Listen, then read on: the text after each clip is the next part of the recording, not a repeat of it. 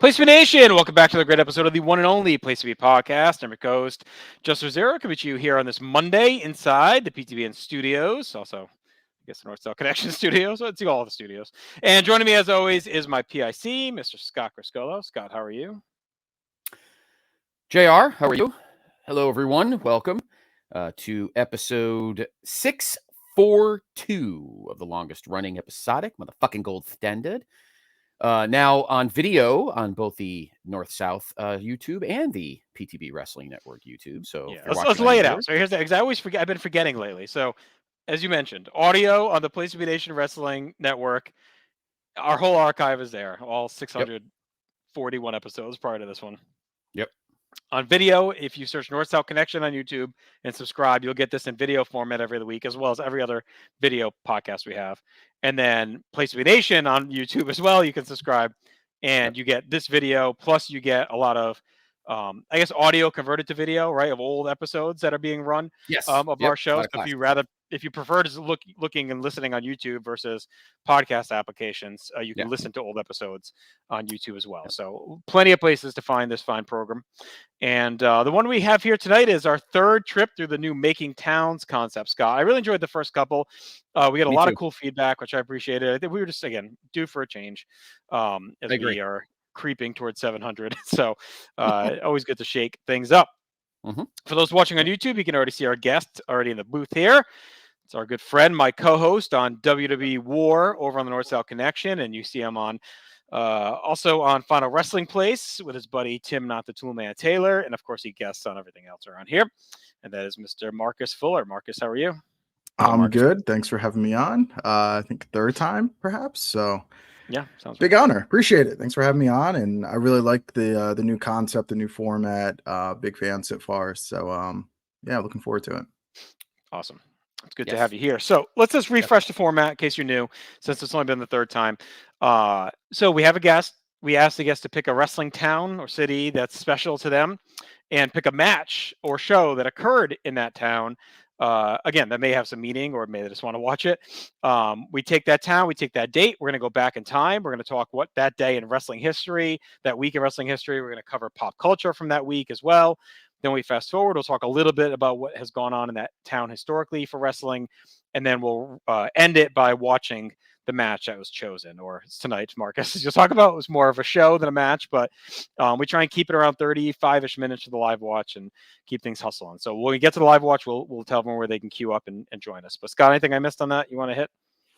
No, everything's good. We thank you for the for your support for the first two episodes. We went to Hotlanta with Chadley, and then we went to Sin City, Las Vegas with Mr. Steve Riddle. So thank you for your support. We're having a lot of fun with it. It's something different, you know. I get a chance to wear the hats that I don't get to wear as much as I normally do. So it's a lot of fun there, Marcus. And you're not wearing the CM Punk Hitman hoodie. That's like the alternate hoodie of Brett. But it's good to have you here, and we hope everyone's enjoying the format. It's a lot of fun, something different. You know, like, it's always good to mix up the formatics. Some may say. Formatics. So the Marcus, this your choice, I feel like, is one I would have expected like maybe 50, 60 episodes into this. We're like, kind of running out of the big towns. Let's dive a little deep. So you have an interesting choice for sure. And why don't you go ahead and tell us why you picked the town you picked, what you picked, and what it means to you. Yeah, so I've been privileged, blessed to live in some cool wrestling towns, Philadelphia, but gonna leave that for somebody else. There's tons of stuff to pick from Philadelphia. I live about 30 minutes right now from Hershey. I'm like, okay, there's some cool matches there. Brett Bulldog was on a great business meeting in Hershey. Yeah, absolutely, where all the big business goes down. That's right. But I thought about like my childhood years, my teenage years, and I spent that in Virginia. And then I thought about my first Raw, which is what we're going to be covering, the April 27th, 1998 edition of Monday Night Raw. Most notably, this is the DX Invasion Raw, where they go about 30 minutes across the water over to Norfolk, to the Scope, which is where WCW was having Nitro. And I think that was a taped Nitro because of the NBA playoffs. So they did a weird like 2-hour split and then an extra hour or something like that on Tuesday. But it's a red hot time in the business. I remember the day vividly. This was my first TV taping. I'd been to a pay-per-view for WCW. Yep. I'd been to a house show at the Spectrum, which was actually the day before the curtain call. But this was my first Raw, so this one holds a special place for me. And there's a couple like iconic moments, I guess. When we get to the end of the episode, you're gonna see a shot of Austin, which is always in like every video package they have of Austin. This is where Owen joins the Nation of Domination. And then, of course, you get the DX invasion and a bigger reveal that we'll get to once we start the watch. So, okay. Yeah, we'll be watching the last 35 minutes or so of the episode. So, we're not watching the whole Raw, obviously, but we'll hit the last 35 and see what happens. And it's crazy timing when you think about it. I mean, it's about a month after Austin won the title for Shawn Michaels. Like, it's pretty early in the Austin top dog timeline. So this is the night after Unforgiven. Okay. Yeah. All right. The Inferno match, and 2 weeks after they broke the streak. Yes. Because the April 13th Raw was the Steve versus Vince, and it broke the Nitro run. So they were. And like you mentioned, Nitro was split up because this is during the playoffs. So I went to a Nitro right after this in Providence. That was like a 7:00 Nitro. And I remember I could not wait to get home to watch Raw. It could not end soon enough. It was the one where Bischoff. It's the night after Slamboree when Bischoff is on the motorcycle in the middle of the ring and he calls out Vince. Okay. Or he celebrates that Vince no-showed at Slamboree or whatever, and he celebrates the win. So it's probably about a month after this. But all right. So before we dive into that, we are going to stick around this time. And Scott, we're going to head back to the week of April 26, 98. And we're going to talk about what was going down this week in wrestling history. All right. Well, obviously, we don't have any house show because it's night. So what we'll do is I will give the dark matches and the taping for the Raw. And then I'll give, since we're not watching the Nitro, I'll give the Nitro rundown. So Raw was, as mentioned, at the Coliseum in Hampton, Virginia. It was a sellout, 7,512. The dark matches, Timber the Lumberjack pinned Meechip with a moonsault. No, Do you think Timber the Lumberjack was the inspiration for Kesha, the song Timber? I would Maybe rule she it was out. also at this show, Marcus. I don't know. I do remember these guys did a suplex on the ramp. Were they the like dark match? Like masked guys, or were they just like? No, Timber is just like a big burly guy, lumberjack gimmick. I don't remember the other guy much, but I remember Timber just like a lumberjack look. I don't think I've ever heard of these guys. He also is the local guy who had like a steel cage. So any indies that ran in the area when they needed a steel cage, Timber had to hook up. Yeah, so that's the extent of my knowledge. Wrestling is like when people say like, "Why do you love wrestling?" It's like there's so much stupid fucking minutia like that it makes it like the best. It's like, yeah, back in the late '90s, this guy named Timber owned the only steel cage in the area.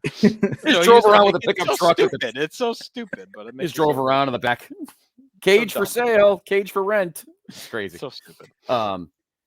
Draws was pinned by a guy that was brought in by the Jackal, and his name was Adam Copeland. Oh. So I forgot. I didn't realize I had the Jackal with him early. Obviously, the Canada tie-ins. Right. Yeah. Interesting. And Val Venus, which, well, you know what it rhymes with, pinned Marty Thurman. Yeah. Marty Thurman plug. Marty Thurman plug with a flying body press. Those were the dark matches. Then they did 4 matches for that following Saturday's Shotgun. Mark Marrow pinned Ricky Morton with the TKO. Too Much, Brian Christopher and Scott Taylor, defeated Matt Hardy and Jason Arndt. That would be the future Joey Abs. Yes, it is. Right. Steve Blackman, he pinned D'Lo Brown with a crucifix after 8 minutes. And the Legion of Doom defeated Jose Estrada Jr. and Jesus Castillo. A little gang wars. Gang wars. Kevin Kelly. He leaking into early 98 with the gang wars. Right. Kevin Kelly couldn't get enough. This is going to be like tail end of the Bariquas, right? Because I think Savio's got to be done by that point almost. So yeah, I would think so, right? I don't think they're around that much more into 98. No, I don't think so either. The DOA lasts like most of the year, but yeah. Well, yeah, because they're managed by Legion of Doom's with Sonny, and aren't they with Ellering? Yeah, they're with Ellering at this point, right? Mr.com or whatever. I don't know if he had showed up yet. I know they start their feud. They fight for the first time at Over the Edge, and then they have a couple more in there. So. That's right, because LOD the night before lost to the Outlaws. I think they had a tag title shot. Yeah. So this night kickstarts the LOD DOA feud. Yeah. Yep. Okay. Yep. That's what I thought. Meanwhile, across the river, right as you said, Marcus, at the Scope in Norfolk was Nitro. There were 2 dark matches. Cruiserweight champion Chris Jericho defeated Chavo Jr. and Bill Goldberg, the United States champion, defeated Scott Norton. Those are the dark matches. Now, Tuesday Nitro, which obviously aired the next night, I'll give you the description stuff. Featured Gene Okerlund conducting an interview with Diamond Dallas Page regarding Raven, with Raven then interrupting with a pre-tape promo. Moments later, DDP dropped Sick Boy with a diamond cutter. As the show prepared to go to break, someone from the crowd entered the ring and hit a clothesline on Kidman from behind. Fleas like Kidman. He's like Kidman. All right, here's your matches. Chris Benoit defeated Disco Inferno via submission with the Crippler Crossface. Chris Jericho, the Cruiserweight champion, defeated Psychosis via submission with the Lion Tamer. The Barbarian and Hugh Morris defeated Public Enemy when Barbarian pinned Johnny Grunge. Juventud Guerrera defeated Billy Kidman. Your television champion, Booker T, defeated Eddie Guerrero. Perry Saturn defeated Marty Jannetty. So who had the better night, Marty Jannetty or Marty Thurman?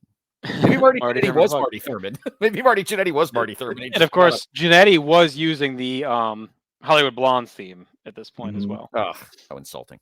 Diamond Dallas Page defeated Sick Boy. Your United States champion, Bill Goldberg, defeated Jerry Flynn. And in the main event, the Flynns. And in the main event, Sting, Lex Luger, and the Giant defeated Scott Steiner, Conan, and Bryan Adams via countout. Sounds awesome. Yes. No wonder. Think of where we are at the NWO on Wrestling Warzone with Chad and I. Like we're in February '97, and it's still 90% elite, right? They got some hangers on, but then you just read that, and it's like, oh god, it's so freaking. It's not even a clean finish, right? What was the finish of that? You said count out. Via count out. Yeah. I'm surprised it didn't say DQ with 37 run-ins. Marty Thurman and Marty Jannetty ran in because they both were in the NWO probably at that point, since everybody was. You want to just thinking of it. Yeah. Had the Wolfpack, I don't think the Wolfpack started yet, right? It's right around here because Spring Stampede is Savage winning the belt, right? And then he loses it the next night to Hogan. Is that whole thing? Yeah. And then Sting joins. He comes out with the red face paint. Probably the I think it's over the next month or so. Yeah, I believe is when it starts. Yeah, I think that's June. Yeah, because that Nitro I went to, the dark match was the match that they would do at, is it the Bash, or where it's Piper and Savage against Hogan and Brett? Right. Yeah, Great American Bash. Yeah. So they did it as a dark match. It was so half-assed. Like, again, it was the hour. Like they were out there in jeans wrestling. Oh, it was so stupid. The whole thing was stupid. Yeah. So that's it. So that's what was on the taped Nitro, which would air the next night, and then that was what the dark matches were for what was going on at the Coliseum in Hampton before Raw started. So there you go. That's what was going on that night around the world in wrestling. ECW had nothing going on that night. They'd be the only other thing you check. So JR, I feel like we haven't really had a lot of Herb this deep in the weeds. This is late era Herb. Yeah, technology's getting better for Herb then. So late era Herb. I can tell you he hates the Attitude Era. I know that from when I read these things before. But oh yeah, that doesn't surprise me. All right, so we're gonna start with April. We're gonna do 3 editions. April 9th, 1998. He highlights. You could tell Herb's right on my level. Highlights with 6 pictures of Sonny. They're not available in this this version, but I'm sure on the Usenet page he had them up there. So there you go. Raw was a tape show with one hot segment at the start. And the second hour, Steve Austin came out in a suit and tie to Vince McMahon's pleasure. After a great interaction, Austin, of course, ripped off the suit, tossed it in the crowd, and delivered a low blow to McMahon. He kind of runs down the whole Raw. I guess we don't need the whole thing here. This is obviously right after Mania. So let's see if he has any Take a bow. thoughts. To wrap up the show, Road Dogg, Billy Gunn, and Hunter Helmsley faced a DOA in a horrible match. The DOA members are so darn bad. This match had the usual sloppiness with missed moves. The finish was hilarious. When Helmsley pile drove Chains, one of the Harris brothers was in the ring. He watched Hunter Helmsley cover Chains, and then promptly left the ring to chase the Outlaws. He also mentions that Val Venus is coming. Nitro this week was a 3-hour show condensed to 2 hours for Canada. Once again, unlike weeks past, however, this show actually featured some good matches. Perhaps given the distorted perception, the show is better than it was. Open with an angle that began around the removal of Randy Savage from the Spring Stampede main event. One thing that's good about putting together so much live TV is they can easily switch off to a new idea and have the TV time to try to get it over with the audience. The abundance of drawing cards also helps in that regard. Of course, they could hold a quick tournament on Thunder, Nitro, and Thunder again to determine a challenger for Sting, and actually use that tournament to give the main event some credibility to Chris Benoit, but that's daydreaming. He is a big-time Benoit mark. You know, Benoit can't put asses in the seats, right? So I guess we can read some Nitro thoughts because they're pretty funny. La Parka Psychosis and El Dandy beat Tokyo Magnum, Judo Suwa, and Nobunaga in a good short match. Psychosis pinned Nobunaga with a light drop off the top rope. The Japanese side features trainees of Ultimo Dragon that have yet to see some TV time and worldwide as well. They're green to be sure, but in short trios matches, that doesn't play much of a role. Booker T beat Disco Inferno to retain the TV title. This is a really good match as both wrestlers were on. Buff Bagwell double count out with Diamond Dallas Page. Raven lured Page away from ringside. Who cares? Page's issue with Raven is maybe completely disinterested in this segment of WCW. Goldberg beat Hammer in the usual short jackhammer finish. Hammer got one piece of offense. After the match, Saturn put Hammer in the rings of Saturn's submission, suggesting he may be out of the flock. Lex Luger beat Barry Darsow with the rack in a bad match. Earlier on, Larry Zbyszko commented regarding Bagwell that the guys with the best bodies are often the worst actual wrestlers as they don't spend time honing their ability. That knock should have repeated doubly for Luger. Hennig and Adams defeated Davey Boy Smith and Jim Neidhart with a screwjob win. This match sunk us further into the abyss. For whatever reason, this program stinks. It's hard to believe, but every one of these wrestlers look better somewhere with other issues. Given that nobody looks good and the crowd was noticeably bored, why not just wipe them off the booking sheets and come up with something new? Why not wipe them off the booking sheet, come up with a new idea? After the match, Bret Hart ran in and cleaned house and started getting some light booze during his new sheriff is in town shtick. The match got boring chance. Then he talks about Jericho and Guerrera, and then Sting and Nash with a DQ. I was throwing dinner together during this match. I only caught snippets, but it did seem like both guys were trying hard. That doesn't mean much. Nash has never had a 4-star match in his career, and Sting has gone a long time without one. Something tells me at this point in time, lightning was not going to strike with these two paired together. I guess he didn't like the Shawn and Brett matches. The Observer reviewed WrestleMania this week. The initial reader poll saw the show get 90.3% thumbs up rating, with the remaining 10% split roughly evenly over thumbs down and thumbs in the middle. Best match was easily given to Austin versus Michaels, with Sable and Mero versus Goldust and Luna taking second. In the Observer review, Dave Meltzer wrote the following, and it's just Dave's thoughts on the big matches. Usual rigmarole. Besides the match-related comments, Meltzer also mentioned that Shawn Michaels was wearing a ring around his neck because he apparently just got engaged to former WWF seamstress who plays one of Dude Love's groupies over the summer. Hopefully this will put to rest all the Shawn is gay talk that has permeated the internet for so long. He runs down the results of the New Japan Super Show at the Tokyo Dome. No word on whether Eric Bischoff was able to rebuild the WCW New Japan relationship that has fallen into disrepair in recent months. Bischoff was at the show with that goal in mind. The New Japan wrestlers have become increasingly upset with the arrangement that saw New Japan pay $1 million to WCW for exclusive access to their wrestlers. Even before WCW's TV schedule added Thunder, WCW is no longer sending headliners. New Japan TV would regularly showcase NWO Sting, Scott Norton, Buff Bagwell as the NWO foreigners. Many of the New Japan wrestlers felt that $1 million would be better spent divided amongst the Japanese wrestlers. WCW has Spring Stampede on April 19th. Piper and Giant versus Hogan and Nash in a bat match. Sting versus Unknown right now for the WCW title. DDP versus Raven for the U.S. title. Davey Boy Smith versus Kurt Hennig. Booker T versus Chris Benoit for the TV title. And I can't believe he's still around. Prince Iaukea takes on Chris Jericho for the Cruiserweight title. Randy Savage needs to have been pulled from the pay-per-view due to an ankle injury. It's expected he'll be out a number of months. Since they've been mentioning that Iuke was trained by the Malenkos, it's a fair bet the Dean Malenko storyline will be continued during or after the match. In Your House Unforgiven is on April 26th. The actual rules for the advertised Inferno match are in the air, with TV commentators saying the rules were still being ironed out. It's believed as suggested in the original promo, the match will be wrestled inside a ring surrounded by fire, to further symbolize the hell of watching Kane wrestle. They'd originally said that the loser would be set on fire, but it's already being suggested it'll be a normal match except for the fire around the ring. Steve Austin versus Unknown for the world title. Undertaker versus Kane in the Inferno match. Luna Vachon versus Sable in an evening gown match. LOD 2000 versus the New Age Outlaws for the tag team titles. Owen Hart versus Triple H, and Jeff Jarrett will be singing. So that's about it. WCW is going to keep Bobby Walker and Virgil around. There you go. USA Network is reinventing itself, attracting younger viewers. There's some nervousness surrounding since the WWF has been attracting an older audience. And then he runs through like buy rates and ratings and the future pay-per-views for the year. Any quick thoughts there? We'll head to. He is so angry. He really does not like this era at all. He is so angry. And yes, there are a couple of Kevin Nash 5-star matches. Maybe 1, 2. He's a little rough there. But he said 4. I mean, I feel like there's at least some 4s in there. Yeah, well, that Slamboree 6-man from 97. That's really good. It's just like whatever. Him and Brett, Survivor Series 95. Is Bash of the Beach 96? Yeah.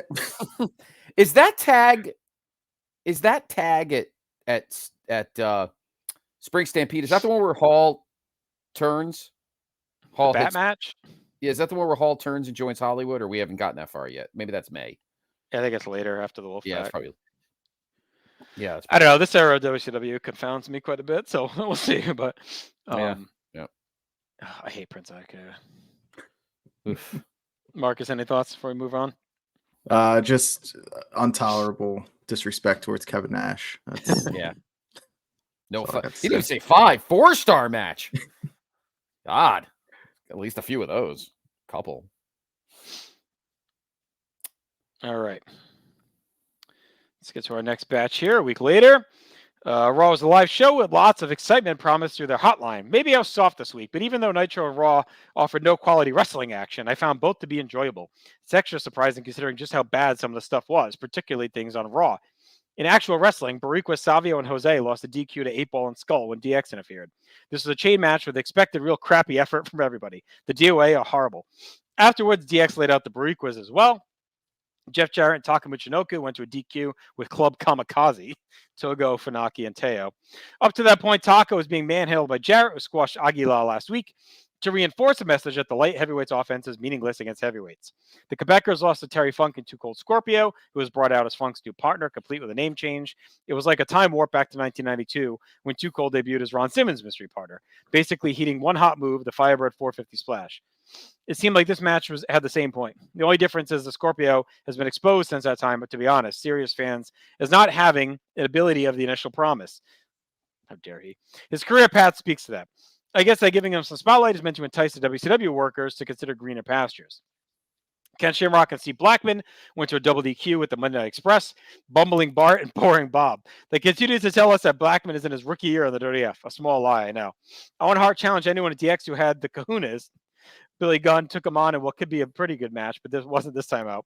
Finally, in an angle that dominated the show, Vince McMahon was in the ring to actually challenge Steve Austin for the title. In yet another case of not delivering on a much-hyped main event. This was the main event, was more hyped than any in Raw history in recent memory. Dude Love came out to interrupt the pre-match festivities to some boos from fans who knew the screw job was coming.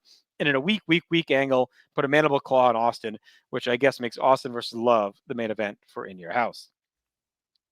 Nitro this week was a 3-hour show, condensed to 2 hours. It's yet again for Canada. There was little good wrestling on the show. They did do a good job of heating issues to the pay-per-view.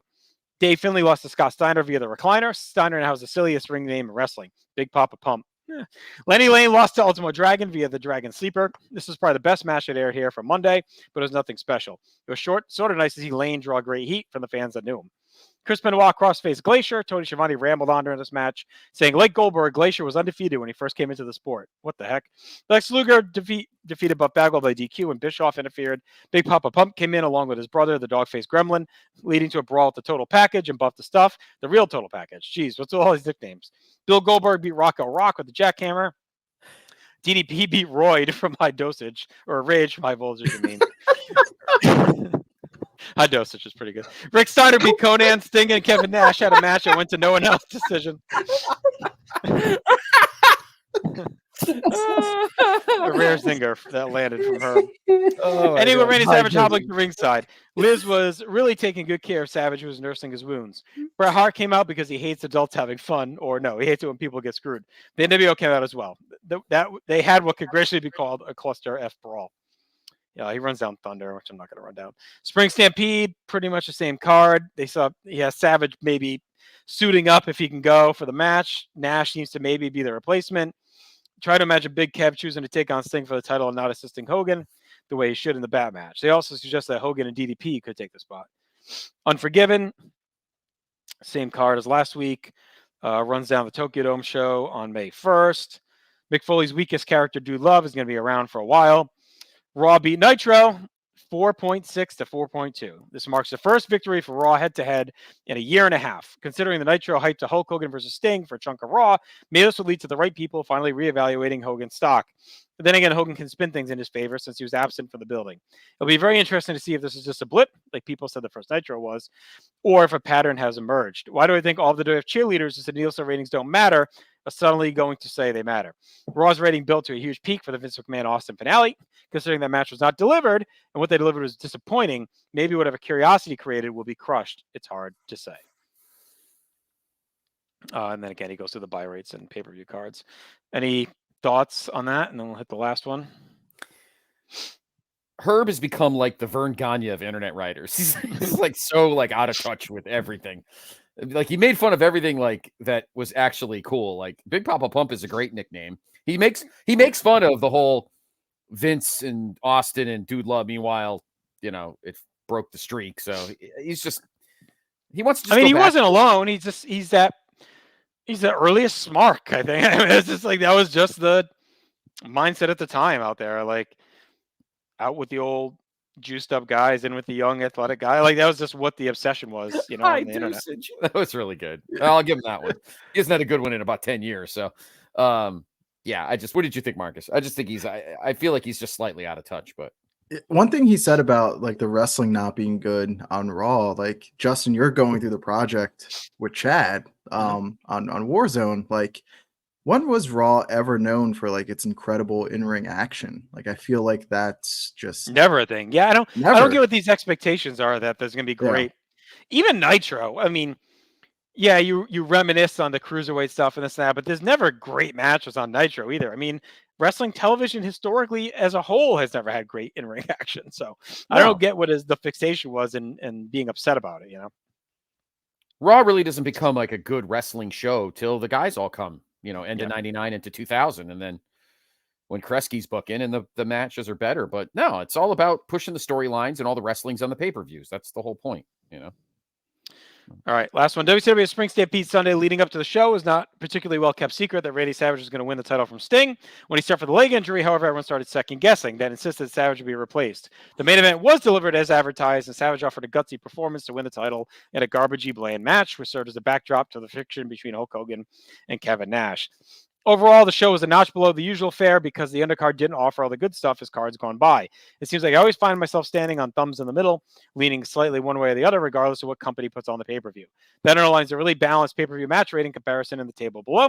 This time around, I lean a little toward thumbs down, but I don't particularly feel strongly about it.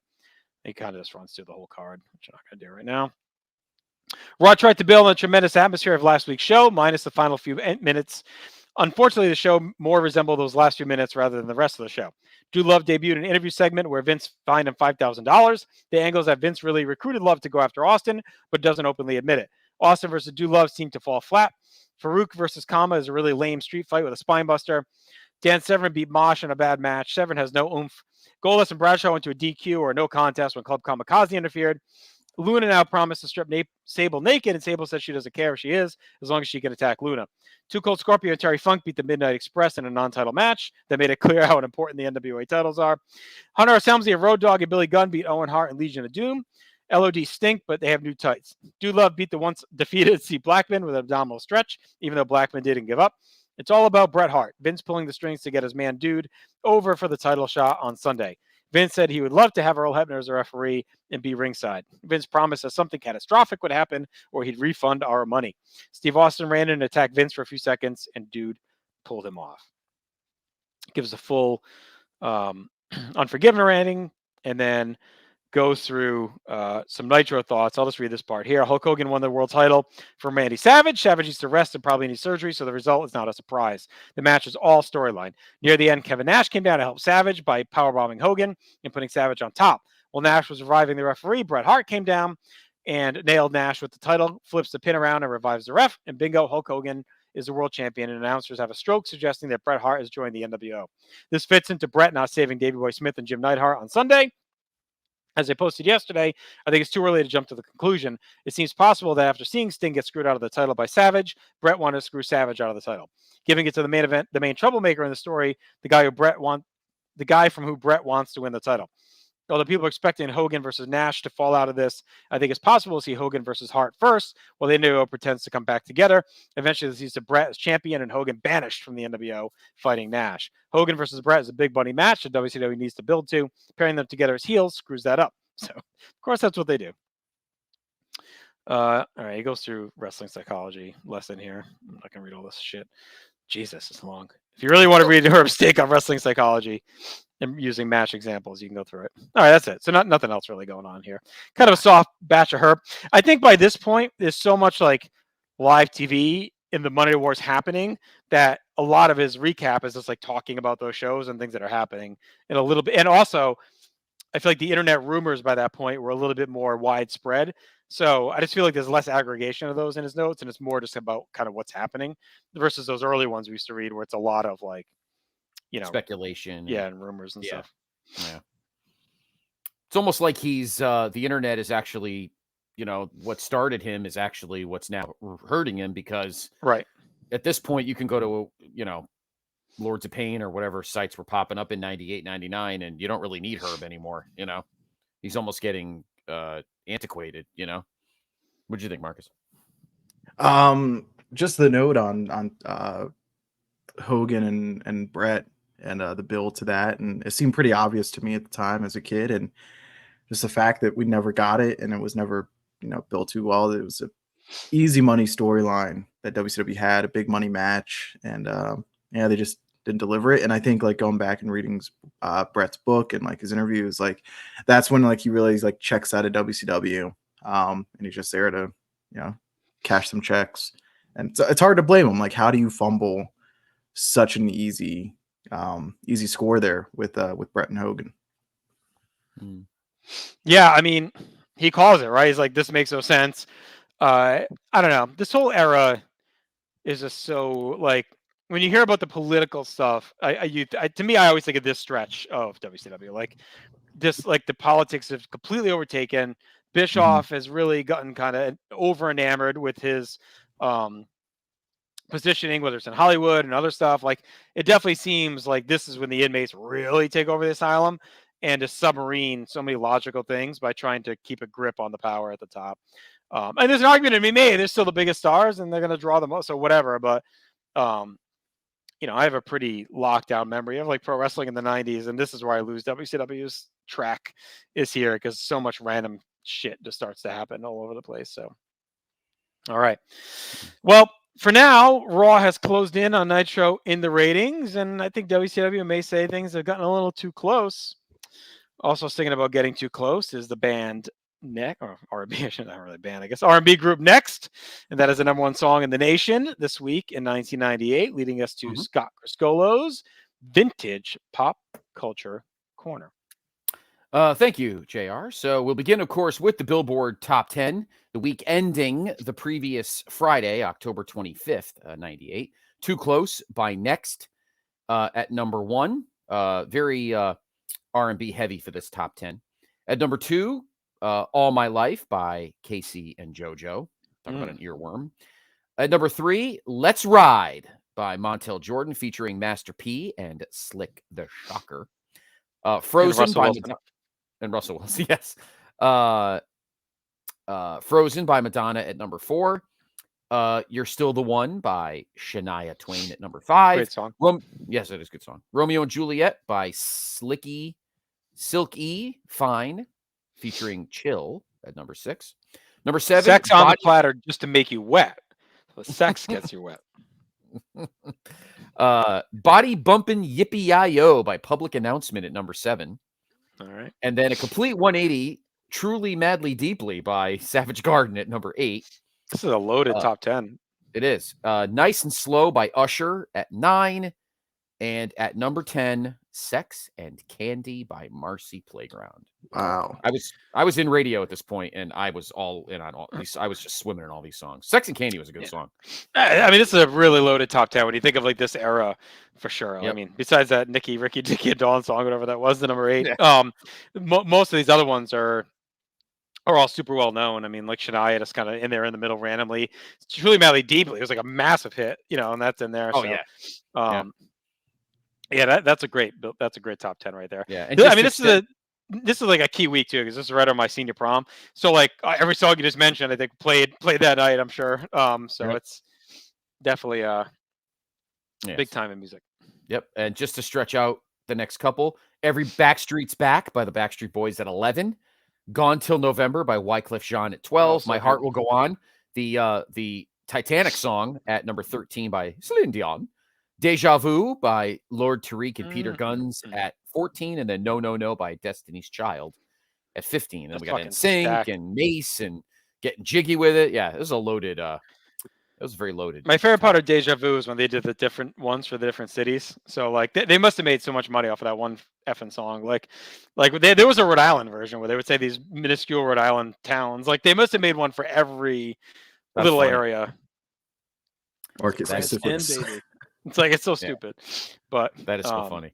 Yeah, no, I mean that's an awesome top 15 right there for sure. Yeah, it is pretty good. Yeah, no, it definitely is good. R&B was starting to really for the rest of the decade. What was number 11? What did you say number 11 was? Backstreet's Back by Backstreet Boys. Yeah. All right, let's go now from the radio to the big screen. See what's going on. The movies that the weekend for the 24th that weekend. 1998 at number 10, Scream 2, as the franchise that brought horror back from the dead, no pun intended, in the 90s. This was the sequel, came out earlier in the previous year, made $98 million total. Number 9, The Players Club. I don't remember that movie. Number 8, Mercury Rising. I think that was sci-fi. I saw that in the theater. No, it was yeah, it was kind of sci-fi, but not. I think it was more like a action thriller. Okay. Number 7, The Odd Couple 2, which I do not remember. They did a sequel. Okay. Number 6, the movie adaptation of the great 60s sci-fi show Lost in Space. Paulie at number 5. No, not. Paulie from Rocky? Huh? Not the Rocky Paulie. No, Paulie, you got your own movie. Blast this guy's teeth out. Speaking of Titanic, it was number 4. It had for total, it would make $561 million. I mean, it's still a juggernaut. I mean, it had come out like December, early January timeframe. So, it might even been in November actually. Crazy, yeah, and it would just keep making money at that point. The Object of My Affection at number 3. At number 2, City of Angels. That's the Nicolas Cage, Meg Ryan. I saw that as well in the theater. That led to another big hit, which we did mention. What song was that? The Goo Goo Dolls one. Yeah. Not Shine. The hell no, Iris. Is it Iris? Iris. Yeah, that was another earworm on the radio. And the number 1 movie of the weekend that was a debut. Give me Wild Things. I love Wild Things. No, that's 2 years. No, that was a couple years earlier. The big hit. That was not. Wasn't that 98? I thought that was 96. Wild maybe. Things. You might be right. Maybe it wasn't. Well, anyway, Wild Things is an amazing movie. The Big Hit, which is I think it was one of Marky Mark's first films. So that was the number 1. Wild Things was March 20th, 1998. Oh, okay. I saw that. That was one of the first movies I ever saw. It was one of the few movies I ever saw by myself in the theater because nobody wanted to see it with me. So I don't know if I'd admit that. That's creepy. Well, I did see it twice in the theater. Oh, wow. Back week. You saw it alone. I saw it twice. At least I was with people. My the favorite part though is you got different people to see it with twice. No, it was me and Andy both times, and our friend Courtney came one of the times, but but it was him and me both times. There was this old couple in front of us one of the times watching it, and they were into. I mean, they stayed the whole time, and right before they're about to do like the freaking three-way or whatever, she's like, "Oh, they're gonna make love, ladies." I remember it like it was yesterday. Me and Andy, I was dying. Yes, they are. Oh my God, Sexually charged episode of the PTB Podcast here. Forget when you bring Marcus in. Yeah, into video. Wow. That's right. So let's take a look at the diamond. There is no NFL, of course. Sorry, Marcus. No NFL, obviously, because we're in April. Look at baseball. Obviously, this is 98. So the Florida Marlins were the defending world champions. They would never do that again because they wouldn't do it in 98 because they sold 2/3 of the team in the span of about a month after they won that series against the Indians. Let's see. The Yankees threw a shutout. Andy Pettitte with a 1-0 win at the stadium over the Blue Jays. The Mets lost. The Mets lost to the Astros 4-3. What's your team again, Marcus? I always forget. Yankees. The Yankees. All right, so you're covered. All right. So the standings at this point, now, obviously, we all know how 1998 went for the Bronx Bombers, but they were not in first place at this time. The Red Sox were 17-6 out of the gate. The Yankees were 15-5, so they were a half game out. I can tell you how it ends for the Red Sox. It's not with the World Series. No, it was not. Cleveland, the defending American League champs, leading the Central at 13-10. Tell you how it ends for them, too. Yeah. They were up 2-1 in that series after Chuck Knobloch forgot the rules. Chuck Knobloch forgot the rules. Texas, speaking of high dosage, Texas was leading the AL West at 16-7. In the NL East, Atlanta led the NL East at 16-9. The Mets were 13-9, just a game and a half back. Milwaukee leading the Central at 16-8, and the Padres leading the West at 17. That's how it ends for them too. Yes. Broom. Yep.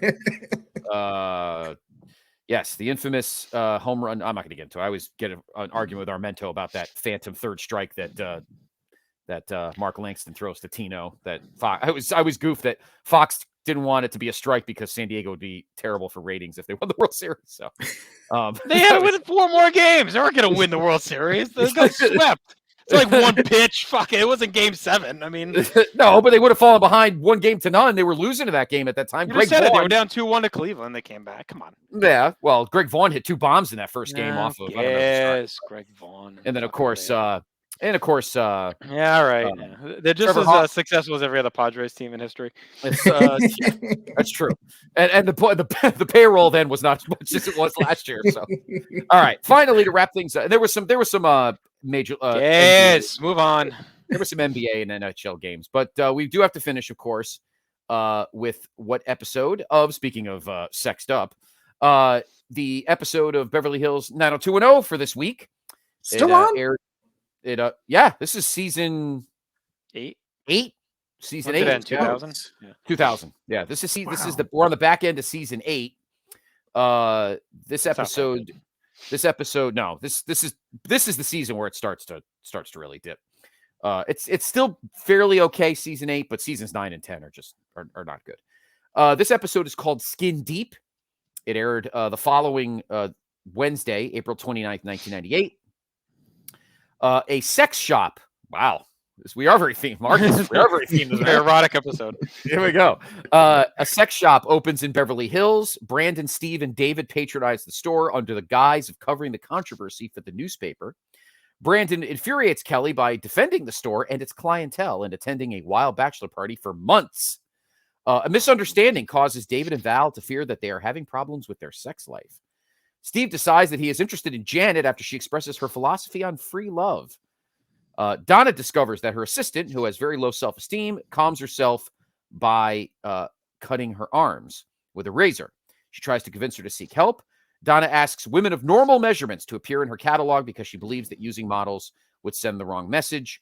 Kelly is revolted when Jackie opts to get a facelift and Aaron frets about calories. This was like sanctimonious, like, I hate it. Kelly was my favorite, my one and only, but after the I choose me bullshit and all that nonsense after, she gets set on her fucking high horse for a rampant drug addict. She really gets she was an absolute hypocrite those last big ass cokehead that got sucked into a cult. She often has quite the views on everyone else's bullshit. Exactly. That she was just absolutely that I think what ruined those last seasons was Val leaving, because Val and Brandon leaving. It should have just he said that he should have stayed. He regrets leaving, but that it should have ended like with him in 9 and like whatever. All right, we don't need to get into it. Exactly. And then Dylan came back, but by then it wasn't the same. No, it was a desperate Hail Mary. So anyway, that's your vintage pop culture corner. All right. So let's move over to Hampton for Raw is War. We do have some notes about Hampton, but let's get to them while we're watching, because I know we want to get this fired up. Yeah. So we're on the cock. We are on Raw from April 26th, 1998. 27th, 1998. Season 6, episode 17. Timestamp is 55:10. If you want to pause for a second and sync up, that's where we're going to be at. And we'll go ahead and count us in and start in 3, 2, 1, go. And we're right into a match. The Undertaker is taking on NWA. Is the NWA North American champion here or no? What's he got going on? Barry Windham. I guess he wasn't. Eternally. Right? Yeah, forever. I thought it was Jarrett. Wasn't it Jarrett at this point or no? Yeah, I think Jarrett beats Windham, I think, and then Windham joins, right? Is that what it is? Yeah.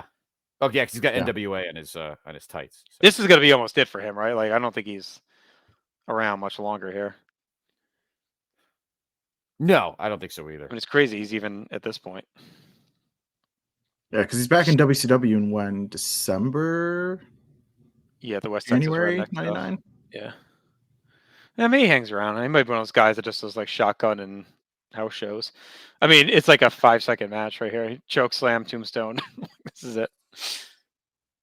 Yep. Yeah. So Hampton has never had a pay-per-view. It was a house show spot for Crockett. A lot of TV shows, Raw, SmackDown, and WWE ECW. Nitro, Kutako was at the Scope. DX was invading in a Jeep. They interacted with fans outside the arena. WCW, at one point, they attempted to enter in one of the garages, and they got locked out. And as we mentioned, Unforgiven was the night before. So not a lot going on here, historically wise, for Hampton. So we can focus on the episode at hand. Yep. Unforgiven it's was Charlotte, I think, right? Unforgiven? Charlotte, Greensboro. Greensboro. Yeah, Greensboro. Yeah. I like the Inferno match. Yeah, I don't have a problem with it. It's a good visual. I don't think I think the expectations were kind of low for it anyway. So it's a good visual. Yeah, this era Raw is still like, I don't care. Like, it's still the best era. Like 97 to 99, 2000. Just the look of it, feel of it. I'm really excited to be getting to it on Warzone, like getting into that time period where we're at. Laser pointer right to the eye. Always. Did you have a laser pointer? No. Never I had one of the keychain ones. But I don't think I ever used it at a World Wrestling Federation live event. So he's basically saying, come out and talk, Kane? Is that what's going on? Yeah. How long did Taker have the tear on his face? Was that from when he came back in 96? I'm trying to remember. Yeah, he has it from Survivor Series 96. And I don't know if he gets rid of it until he comes back as the Ministry in January. Like, I think he has it the Raw in 98. I think. Yeah, I think so. Does he have it like for the Highway to Hell and all that? Yeah, I think so. Yeah, because in 99 he comes back. He's got like the soul patch thing going on. Yeah. Castrol GTX. Did you guys use Castrol during this time? Just because I drank it. I was so pumped. The slam of the week. I forgot Vader came out during that. He does, yep. Just to catch. Barely does that. Shit. Fry him Yeah, up. That's the fat piece of shit, right? No, it's the next month. It's over the edge. Over the edge. I'm just a fat piece or of is it shit. No Way Out? Because they fight twice. I think it's over the edge where he says it's over the edge. Yeah. So big. So big. Just fat piece of Look shit. at me. I'm so big. I like Castrol because one of my friends in college, dad worked there, and he'd bring boxes of swag over to the room. Nice. Gifts from Castrol. But no, I did not use it myself. I mean, maybe whoever's changing my oil all the time. All right, here comes Kane. Here comes Uncle Paul. Where do you rank this Kane? Now that we know Kane's pretty much done, is this original run Kane the best Kane? Like, what's the best Kane for you? Best Kane for me is it's probably the juiced up comeback in 2002 from the bicep injury. But I think character wise, this is the best one. If there is a way to take like the look and ability of 2002 Kane with this Kane, that's like ultimate Kane. Yeah, I think I like original recipe Kane here. Pretty high, even though in ring is shaky. I mean, the best Kane probably, I'd say the answer may be like 99 with X-Pac and Tori. Like, I mean, he's so over during that stretch. I mean, he's great then. Yeah, that 0-2 return Kane is good too. I'm coming up on that in one of my chrono watches. I'm in June right now. And when does he come back? Like September, isn't it? Yeah, because he or August. It's after SummerSlam, I think. It's leading up to Unforgiven. Yeah. Because it's after Unforgiven is the you're a murderer. And we all so he's welcomed back by Triple H banging his dead girlfriend. Yeah. Oh God. I wonder if that was part of what Janet was into on that 2-0. Free sex. Free sex. Without nobody answering. Yeah. Does that include necrophilia with a dummy? That is amazing. So was this the episode, Marcus, or is it the next one where? So this is what's on right now. If you're not watching with us, is Paul Bearer is telling the story of basically being Kane's dad and how the fire happened and banging his mom and all that stuff. Or wait, is he yet, or is he talking about how he cleaned? This is the whole thing, right? Yeah, he's talking right now about how he cleaned Kane and took care of him. Yeah, he does. I think this is where he says he's his. I loved the episode. Is it this one or later where he's talking with King backstage about what it was like to see? It was earlier this night? No, it's not this night. It's going to be after this, though, because they're joking about banging his mom. And if this is where he says it, right? Yeah, I thought they did that before because like Bearer talks about banging Undertaker's mom, like to get at Undertaker. But then the reveal here is that he was Kane's Paul dad. Bearer is actually Kane's dad. Okay. That's like that's one of my favorite things when they're backstage talking about it. Was that on GTV? They show it? No, that was just like we thought we went to break. Oh, they and they put were the still cameras talking about down. Yeah. It was my son's hand. And this is a pretty good story twist. Like, why not have Paul Bearer be Kane's dad? No, I mean, it makes sense. It was a good way to keep this going, you know? Yeah. It's crazy to think, like, where do you think Taker goes if they kill Kane off like they were going to, right? Because Kane was just to die at Mania 14 and that's it, right? That was a short-term thing, 5-month run, and he's done. He got over more than they thought. They keep him around, but does Taker still get the Austin match and all that? Probably, right? Yeah. It's just something else in between there. Yeah, they needed Probably to give Austin another run with Foley. Yeah, I mean, what high-profile guy at this moment were you going to give Steve? It had to be. It's MSG. It had to have been Taker. I mean, he fights Foley anyway in June, so I think it's really just April, May you got to kill. So you could have heated. I mean, I could use Goldust. He's on screen right now. You could have done. You could have turned Vader back heel and done Taker Vader. Show us some guys that could have dug up. Jerry's such a dick. Look Wow. Taker's mom's a whore. He's such an asshole. Kevin's like, so Goldust, tell me about your thoughts on extending the gang wars. Who's your favorite team? I love Kevin's hair. Kevin's hair looks Oh, that was a good attack by the dude. Oh, Such a random. Was dude just attacking random people? I think he's trying to get the title shot. Oh, okay. Oh, so Goldust was getting his spot. Yeah. Some of this is so spotty. Oh, here we go. DX has arrived back in the army gear. I mean, this run for them too is like crazy. I'd say probably this, because that first month into Unforgiven is weird, where they're still kind of heels. I feel like this is where they kind of turn. It was like this night. Yeah, because they're heels the night after Mania. So the heels in Unforgiven because he fights Owen again, and like the Outlaws fight the LOD, so there's still heels there. But I feel like this is when it really starts to turn for them. They do the invasion.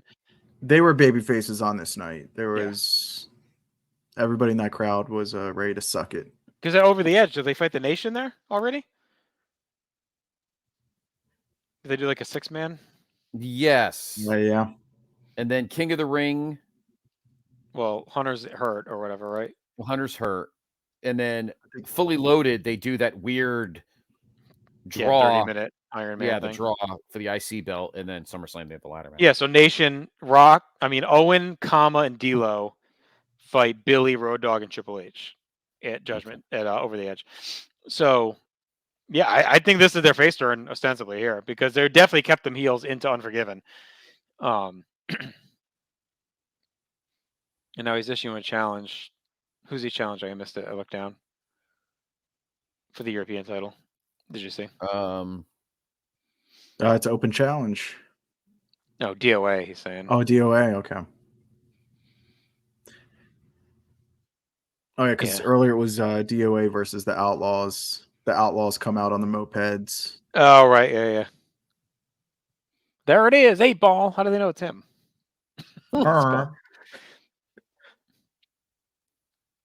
Severin. Severin. And Cornette.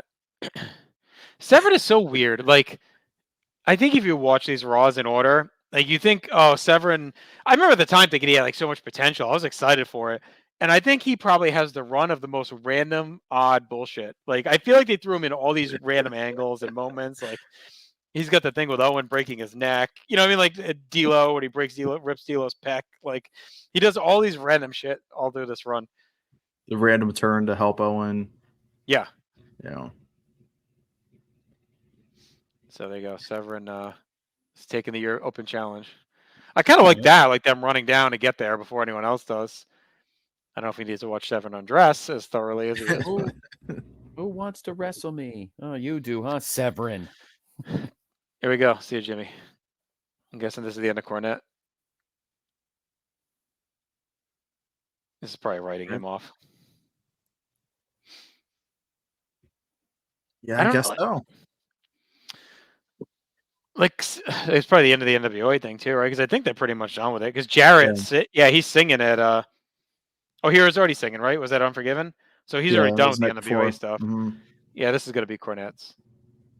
That must be him writing off. It's almost like a reimagining of when Andre turned face on Bobby at WrestleMania 6. It's like the same camera angle and everything. Smacks him. And do you think this was also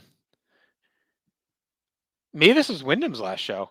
Because Taker squashed the shit out of him. So this might be them burying the NWA angle. I wonder when he leaves.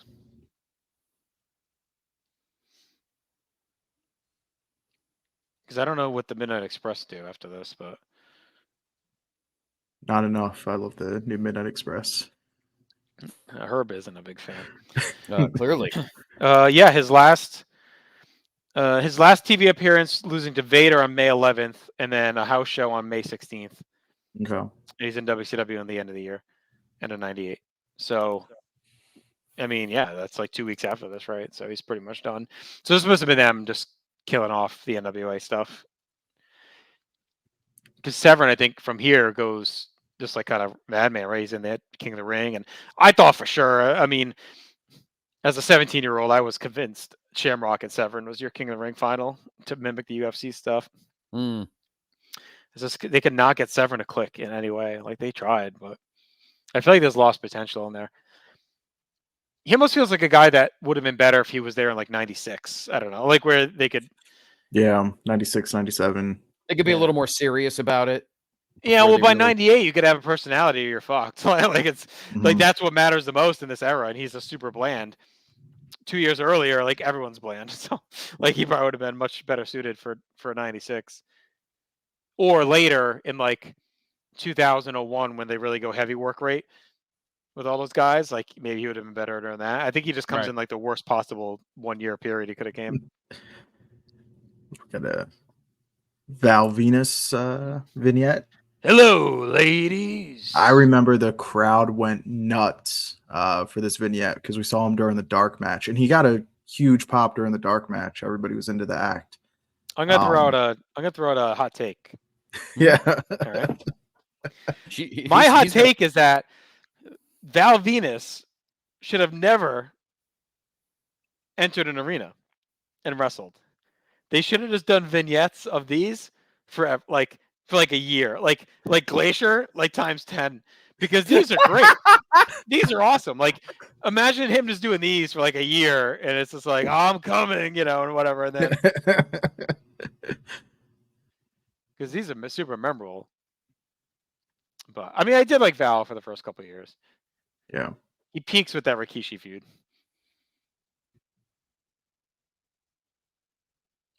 I mean, they basically. This is a very sexually charged place to be. Like this lady girl just went down on Val in the convertible. Did you find keys yet, honey? Why don't you take another look?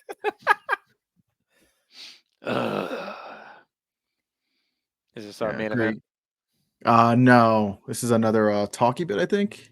Oh yeah, we got my favorite Mero. My favorite Mero. This is my favorite Mark Mero. Super underrated heel run. He's really good I love stretch. Him. Yep. From No Way Out until when does he lose that match? Oh, he's around for the end of the year, but I guess SummerSlam, that run right there with the initial Jackie run. Yeah. It's so I think he's working house shows with like Austin during this time. What the fuck does he have jorts on for? He's so I totally forgot about that. That celebration at Over the Edge is fucking iconic. Oh yeah, when he beats yeah. Rolls. He gives the sob story to Sable, and she bites, and then he rolls her up and fucking celebrates like he won a world title. I'll tell you, I feel like Jackie is super underrated, and I feel like what hurt her was that back end of the WWF run where she was kind of just like around forever in the women's division. But man, she is amazing in WCW so far. Where Chad and I are watching with Sullivan and the Benoit, like she is really good, and I loved her with this angle with where she comes in and she basically rerun the same angle. It's like she comes in as Mero's new chick against his old wife or whatever. So like it's pretty much the same story, and it's so good. When did she debut? Is it after Over the Edge? Is she not there for that match? It must be after that. Yeah, it must be after. Because she's there for Fully Loaded, obviously. That's when they do the bikini. Where her and Sable. She transfers off of Goldust. Jackie? Luna. No, Luna. Oh, you're talking about Jackie. I thought you meant Luna. Jackie, yeah. No, Luna feuded with Sable from No Way Out. They did the tag thing with Mero and Goldust were on a team and they fought. Right. That's right. WrestleMania, They do the mixed tag with Mero and Sable against Goldust and Luna, which was really good. And then Sable and Luna fight. They fought the night before at Unforgiven. They had the evening gown match. And now they transition and they get into a fight and they fight it. Mero and Sable fight at Judgment Day. So Luna's like done with her now. Yeah. This builds up Sable and Mero, and then it's Fully Loaded. That's the bikini, right? The Jackie nip slip. Yeah. But in between with Sable is that whole thing. That must be when Jackie debuts because they do the whole thing where Vince gives Sable her job back. Remember, she's in the luxury box with him at King of the Ring. That's King of the Ring. And he rehires her. But then they don't really go anywhere with it. They kind of hint like he's going to make her work for him or whatever. They don't. Oh, he's so freaking amazing. He really is. It's perfect mannerisms. With the fucking jorts. And this theme is so good too. That's it. He had a great action figure too. The Jax Bone Crusher. Dun, dun, dun. Mm-mm-mm. And he starts to get the ring work back a little bit too. Like once he gets better on his knee, because when he first comes back, it's gone. Like he's terrible. Mm-hmm. And then I feel like toward the end he starts doing the wild thing again and shit, and like maybe pull the boxing shorts all the way up.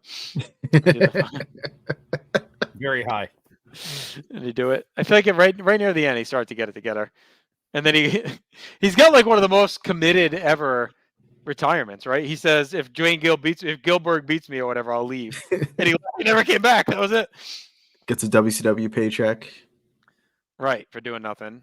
Mm-hmm. And then he goes to TNA as Johnny B. Bad again, right? For a little bit. Yeah. So this is pretty much their split, I think.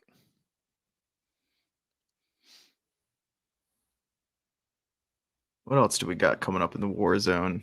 Oh, we got about 15 minutes left, so it's got to probably be close to the main event here. Yeah, I think we're getting close. That's right. So earlier on in the night, when the match was announced for the WWF title, Briscoe was announced as the special guest referee. I'll make you proud, Mr. McMahon. Mr. McMahon. Yeah, and this all sets up Over the Edge, which is one of the greatest WWF main events matches ever. Totally. It's like their masterpiece of... I may argue, like, obviously, it's high, right? But is it the best match ever in the company when you blend everything? Yeah. I guess Hard Austin blends everything, so maybe not. But like when you blend ring work with storyline with finish, like the whole thing, right? It's got to be high. Perfect package. It was a perfect package. It's a perfect game. Yeah, it's a perfect game of the early Attitude Era where you have two guys who it's going to be a brawl. So you got to add a lot of other intangibles and you put the pieces in place and let him and Foley wrestle around them rather than but they worked the brawl so well. It's like a great match. And plus the Gaga and then all the shit at the end. And fucking Taker flips out and fucking chokeslams everybody. It's crazy. That's like some of the best stuff. And then Austin, or is that when Dude hits him with the chair? Dude hits Vince. Yeah. And then Austin lifts up Vince's hand on his own. Yeah. Right in the face. Yeah. He took back-to-back fish. Like the night before this, he took that nasty one from Austin on the floor at Unforgiven. I mean, there's no touching early heel Vince.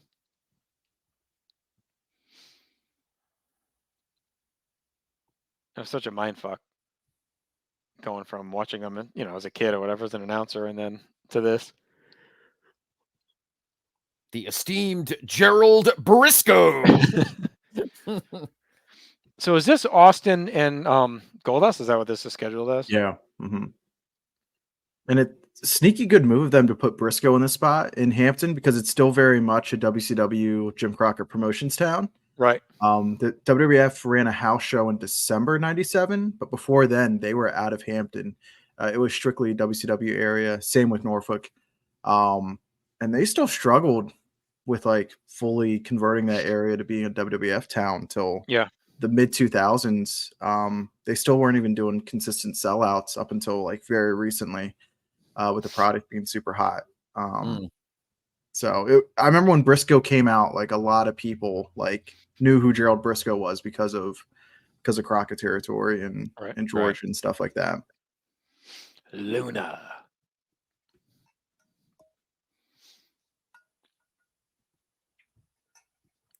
So he's still artist formerly known as Goldust, but he's kind of just normal Goldust. He's not really doing like the weird shit here. Like he doesn't even have the silver on anymore, does he? Is that gold? I think it's just the gold. Yeah, he's pretty much back to being like 96 Goldust. Like I don't know why the artist part. Yeah, he's in a weird spot now until he does the He Has Risen. turns into dust and stuff later in the year. Like I think he doesn't do a ton now for a few months here. I do like when he cut the sleeves off the jumpsuit though. I feel like he can move finally. Oh my God, I'm watching now on my O2 watch.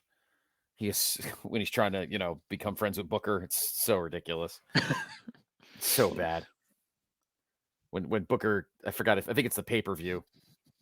Might be Judgment Day when Booker hooks up with the chick in the hotel and the lights go out. He's in the bed. He's in bed with him. That's pretty great.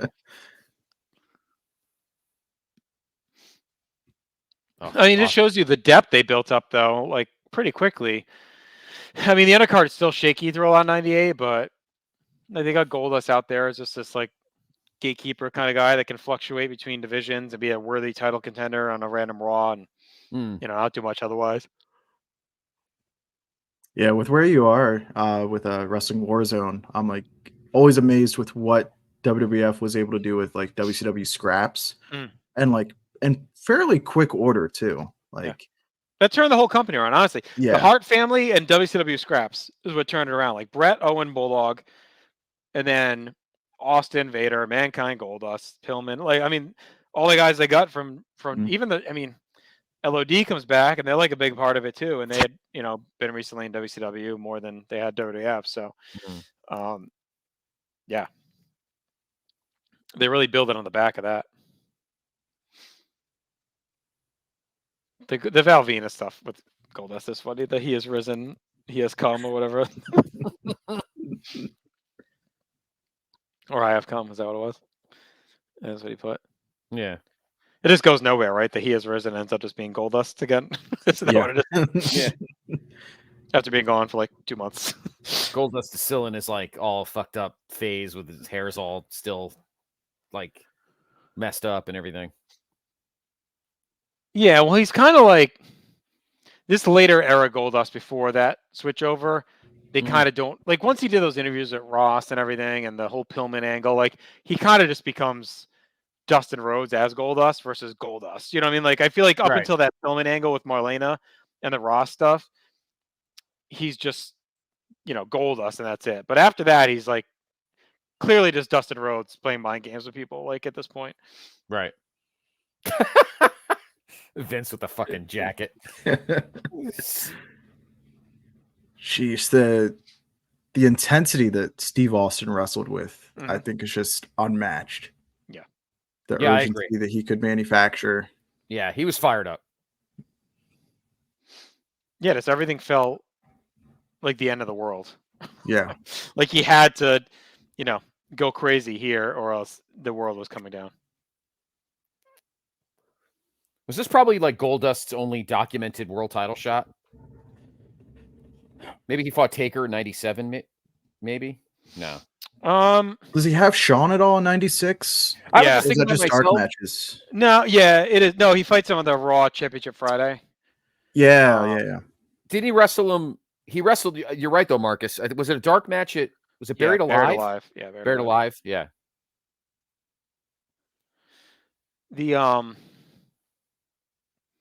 I feel like he fights Austin again here in 98 or something. Did he fight Brett leading up to 12? Didn't they have a match? They did have a match, yeah. Oh, yeah, maybe. Yeah.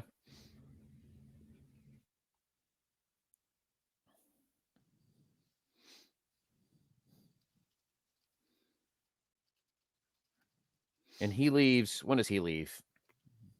July 99? June 99? No, I think it's like May. Yeah, May or June.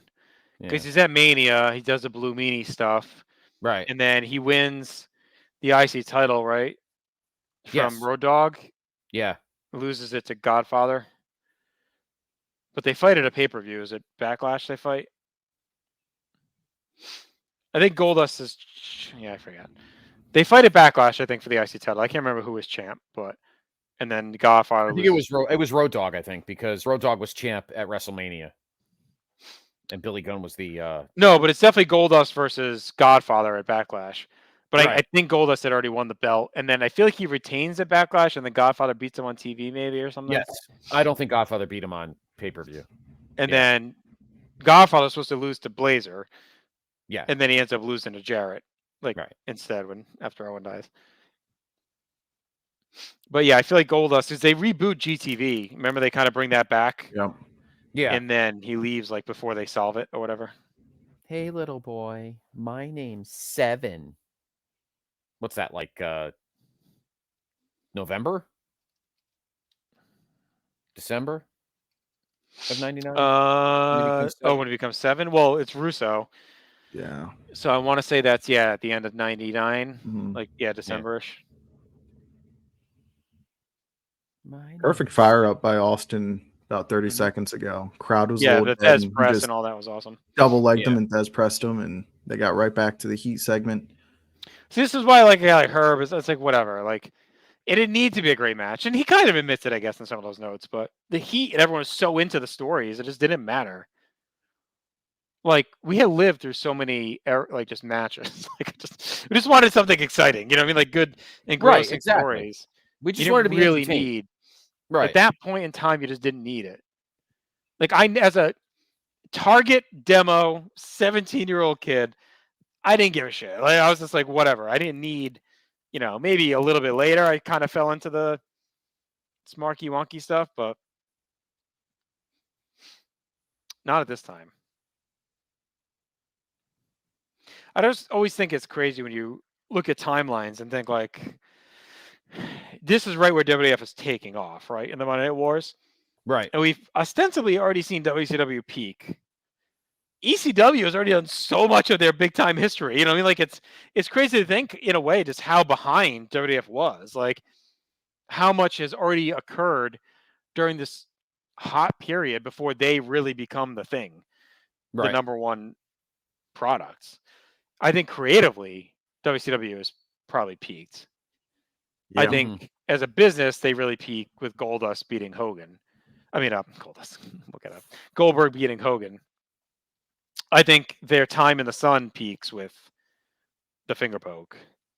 And then I think people tried still at 99, but it was just clear, like, it wasn't going to get any better, Yeah. That's why I'm always hesitant when people talk about, like, the NWO, how it should have ended at, like, Starrcade 97. Like, it was still super hot in the summer of 98. And, sure, you could have ended it with, like, Wolfpack versus NWO Hollywood, and that would have been a better way. But, NWO was still everywhere and still super red hot. Yeah. I think it's lazy and easy. It's easy for people to say they let it go too long. They should have ended it. But it's like, I mean, you do it. like you look at that and say, this thing is still pulling in millions of dollars, and it's got the biggest stars of wrestling history driving it. And like, it's hard to pull that plug. I mean, I get why they drove it to the ground. I just think their mistake is they could have done it in a way that also elevated younger guys and set up the future while still putting those guys in the spotlight. It didn't have to be either or. Like, there was a way to do it and do it well. They were just too uninterested in doing it right. Like, they didn't care, Right.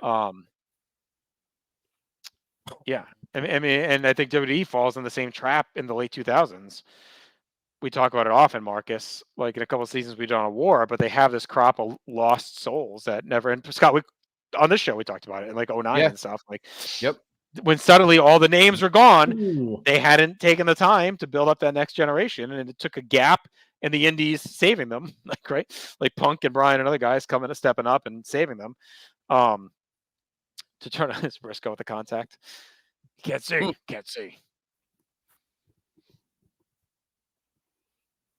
They still have they haven't changed the belt over to the scratch logo on the title belt. They still have no, not yet. Awesome blue leather belt with the block logo. I don't think they get to the which I think comes the dude. Dude's still running in. Yeah, I mean, this is every Raw main event. Just no real finish ever. Right. Yeah, no. Big back body drop. Did you like them using Dude Love for this? over Mankind or Cactus? I was kind of indifferent towards Foley. Like I knew he was Cactus Jack no matter what, so it was just kind of I was pretty indifferent to the different characters of Foley. At the time, I was pretty annoyed. I remember thinking like, ugh. But looking back, I actually think it was a smart move because Do Love is going to eminently be hateable. Like Cactus, that was a good fucking Briscoe. Almost died. Oh man. He's like, oh shit, is he Hardway? Yeah, he's Hardway. Yep. Jesus. Yep, and he clonked his head real good on the ring steps too, because he got knocked out. I mean, this is just what happens when you got guys that aren't used to doing this stuff suddenly doing chair shots and belt shots and everything else. But anyway, what was I saying? I forget. There's the It's iconic funny. shot of Austin. You know, getting back to like the whole work rate thing and whatever, it's like, think about all three promotions at this moment in 1998, WWF, WCW, and ECW. There's no work rate in any of those promotions, really. I mean, maybe a little here and a little there. ECW still had it going on. Not as high as they had been, but you still get RVD out there like churning out like great stuff regularly, and him and Sabu and Taz and stuff. So, I mean, there's still a lot of it. But all right, so we end with Vince over the bloody Gerald Briscoe to wrap us up. All right, that was a lot of fun. I mean, this is a super fun era of Raw for sure to cover. Good choice, Marcus. Thank you. Yes. Taking us down. Thank you guys for. Thank you. I know it's usually matches so far, but appreciate the last hour of Warzone. So who's your MVP from what we watched? Gotta be old Stone Cold Steve Austin. Yeah, it's Austin, right? Yeah, Briscoe's a close second. Yeah. And then grade. We've been doing grade for the match. I guess you want to throw one on the main event? Oh, I'll give it a B plus. Well, no, on the match. Shoot. I guess I'd give it a TV3. TV3? Yeah, that's right. Yeah. Okay. I'd even go 3.25. All right. Well, that'll do. So our New Year's episode in the books. Happy New Year to all. Hopefully you enjoyed as we enter in another calendar year here on the PTB Podcast. Again, Marcus, thanks for joining. Be sure to subscribe here on the North South Connection YouTube channel or the PTB Nation YouTube channel, and of course on any podcast app as well. Scott will be back in 2 weeks with another new guest, another new town. We'll keep chugging along down the road. We'll see what comes up next. So until then, everyone take care. We'll talk to you soon. Love the shirt. It's the closest thing I had to Raw's War. Never heard of him.